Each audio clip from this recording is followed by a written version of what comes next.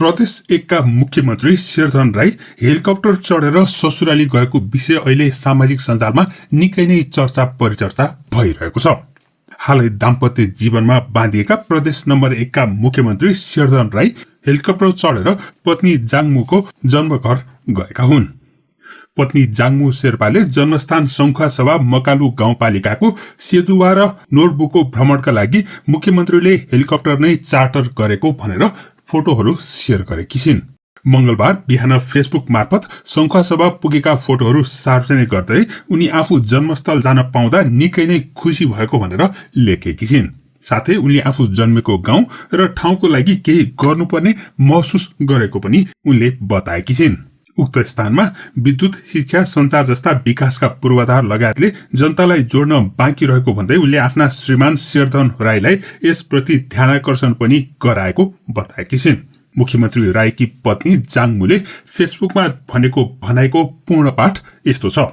उनी लेख्छिन्, मैले भर्खरै आफ्नो जन्मस्थल संखुवासभा मकालु गाउँपालिकाको सेदुवा र नोरपुको भ्रमण मेरो श्रीमान माननीय शेरधन राई र सबै सपरिवारका साथ गर्न पाउँदा असाध्यै खुसी लाग्यो।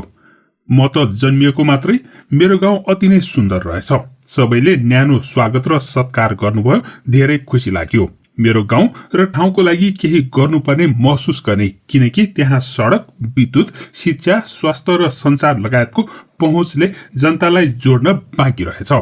अवश्य नै म र मेरो श्रीमान माननीय मुख्यमन्त्री शेरधन राईको ध्यानाकर्षण भएको छ। सबैप्रति हार्दिक आभार व्यक्त गर्दछु।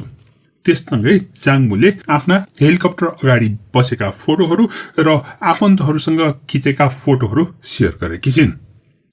यसअघि मैले शेरधन राईको विवाहको बारेमा एक भिडियो रिपोर्ट बनाएको थिएँ। प्रस्तुत छ सो भिडियो रिपोर्टका केही सम्पादित अंशहरू फेरि एकचोटि। मुख्यमन्त्री शेरधन राई र मोडल जाङमु शेर्पा बीच विवाह यसरी भयो।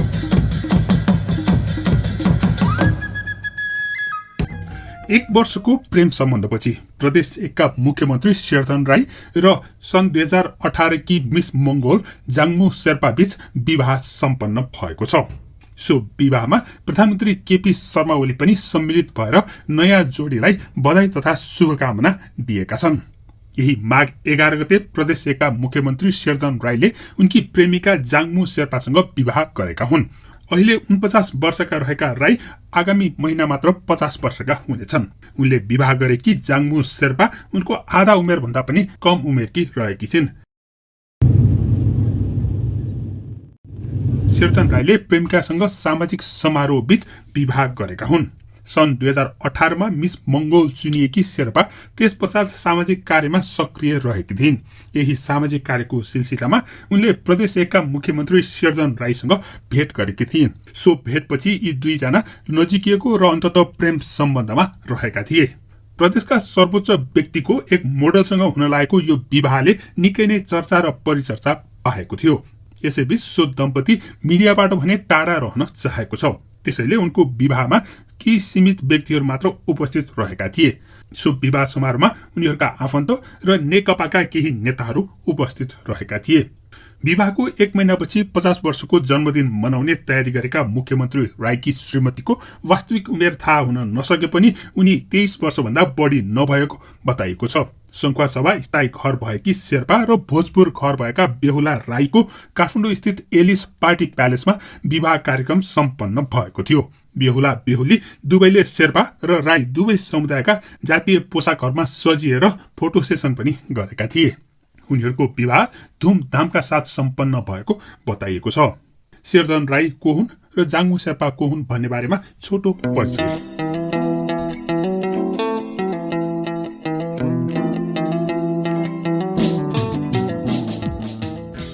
जाङमु शेर्पाको प्रारम्भिक शिक्षा काठमाडौँको अल्पाइन भ्याली स्कुलबाट भएको थियो भने उनले हिमालयन इन्टर मोडलबाट उच्च शिक्षा अध्ययन गरेकी हुन्। 13 वर्षको उमेरमा मिस किड क्वीन नेपालमा भाग लिएकी शेर्पाले त्यसपछि विभिन्न ब्युटी प्याजेन्टहरूमा सहभागी हुँदै मिस मंगोल नेपाल उपाधि समेत जित्न सफल भएकी हुन्। मिस ई कलेज, मिस एसएलसी हुँदै मिस मंगोल नेपाल 2018 को उपाधि जितेसँगै चर्चामा आएकी जाङमुले विभिन्न म्युजिक भिडियोमा अभिनय समेत गरेकी छिन्। त्यस्तै शेरधन राई भोजपुरको दक्षिणी क्षेत्रमा पर्ने आमचोक गाउँपालिका 3 मा जन्मेका हुन्। उनका पिता जागिरमान राई र आमा राम्रीमाई राईको कोखबाट 2027 साल फागुन 11 गते शेरधन राईको जन्म भएको थियो।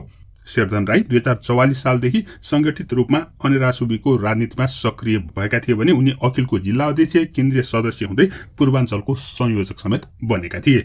2054 सालमा एमाले पार्टी विभाजन भएपछि जिल्ला पार्टीको नेतृत्व सम्हालेका राई एमालेका शक्तिशाली नेता मानिन्छन्। 2056 सालको संसदीय निर्वाचनमा राई सांसद बनेका थिए। 2064 सालको संविधान सभाको पहिलो निर्वाचनमा पराजित भएका भए पनि दोस्रो संविधान सभामा भने उनी विजयी भएका थिए। दोस्रो संविधान सभा सदस्य भएको बेला राई पहिलो पटक सूचना तथा सञ्चार मन्त्री बनेका थिए। तर प्रतिबद्धतामा 1 इन्च पनि नझुकिकन काहीँ नचुकिकन केपी शर्मा ओलीले असाध्य सफलतापूर्वक चाहिँ सरकारको नेतृत्व गरिरहनु भएको थियो। नेपालकै सबैभन्दा कान्छो सांसद बनेर इतिहास रचेका शेरधन राई 2074 सालमा प्रदेश 1 को मुख्यमन्त्री चुनिएका थिए। 2075 साल चैत्र 25 गते विराटनगरमा आयोजित एक सार्वजनिक कार्यक्रममा उनले प्रदेश 1 को राजधानी र नाम जुराएपछि मात्रै विवाह गर्ने बाचा गरेका थिए। तर राईको बाचा अनुसार प्रदेशको नाम भने अहिलेसम्म निश्चित भएको छैन। राजधानी विराटनगर कायम भइसकेको छ। तासिदिली म जाङमु एन शेर्पा, मिस मङ्गोल नेपाल 2018। शेर्पा हुनुमा मलाई गर्व छ। हाम्रो आफ्नै भाषा, वेशभूषा अनि विशिष्ट संस्कृति छ। तर पछिल्लो समय शेर्पा भाषा बोल्ने क्रम हराउँदै गइरहेको छ र यही हाम्रो भाषालाई विकास, विस्तार र प्रवर्धन गर्ने उद्देश्यले विश्व शेर्पा आवाज फेसबुक पेज मार्फत जाङमु शेर्पा र शेरधन राई बीच एक सामाजिक कार्यको सहयोगमा हिँडिरहेको बेला भेट भएको थियो। आर्थिक अभावमा विद्यालय जानबाट वञ्चित बालबालिकाहरूको शिक्षाको लागि छात्रवृत्ति कोष स्थापना गर्नको लागि सक्रिय रहेकी शेर्पा त्यही छात्रवृत्तिको कोष जुटाउने क्रममा शेरधन राईसँग भेटेकी थिइन्। त्यसै क्रममा उनीहरूबीच प्रेम भएको उनले बताएकी छिन्।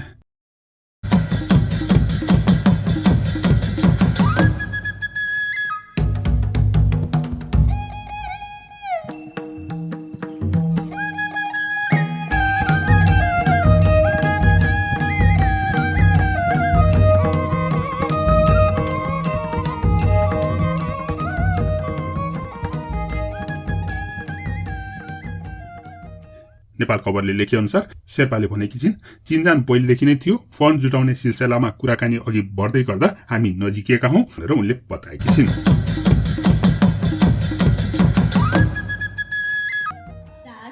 If you believe in your dreams, the world will believe in you.